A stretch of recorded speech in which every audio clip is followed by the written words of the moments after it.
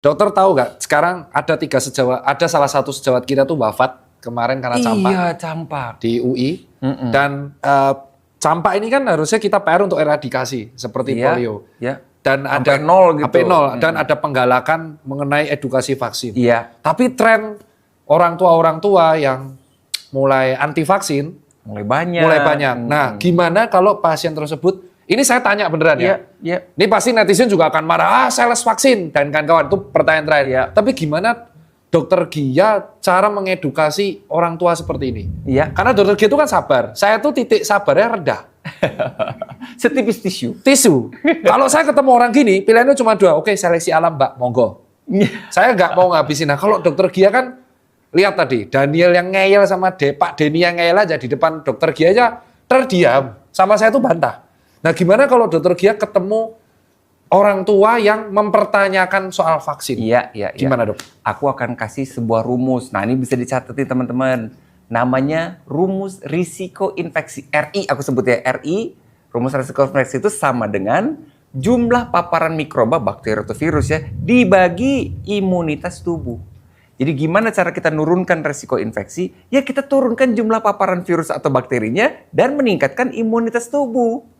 Nah, salah satu cara naikin imunitas tubuh selain nutrisi cukup, olahraga cukup, dan tidur yang cukup, ya dengan vaksin. Karena isi vaksin itu sebenarnya adalah virus atau bakteri yang dilemahkan sehingga tubuh kita tuh kayak latihan.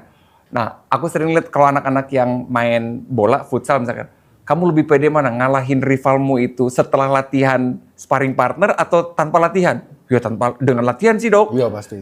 Jadi lebih pede kan ngalahin yang gedenya gitu, yang aslinya. Nah, begitu pula tubuh kita, pasukan kita sudah dilatih sedemikian rupa sehingga hafal.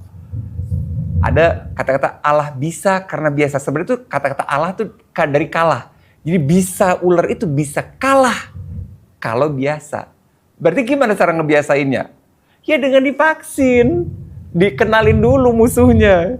Jadi pas ketemu yang aslinya udah ready untuk berantem sesungguhnya gitu. Peperangan sesungguhnya itu udah siap gitu. Nah, coba sekarang dibilang sales vaksin. Iya, dibilang sales vaksin. Buat ibu-ibu, menurut ibu-ibu semua, bapak-bapak juga ya, menurut ibu-ibu lebih untung mana buat seorang dokter anak? Pasien campak atau pasien tidak campak? Iya, lebih untung pasien yang campak. Kalau dokter anak bodo amat ya, Dok, aku ingin cari kekayaan. Bukan jualan vaksin justru, aku akan menghentikan vaksin.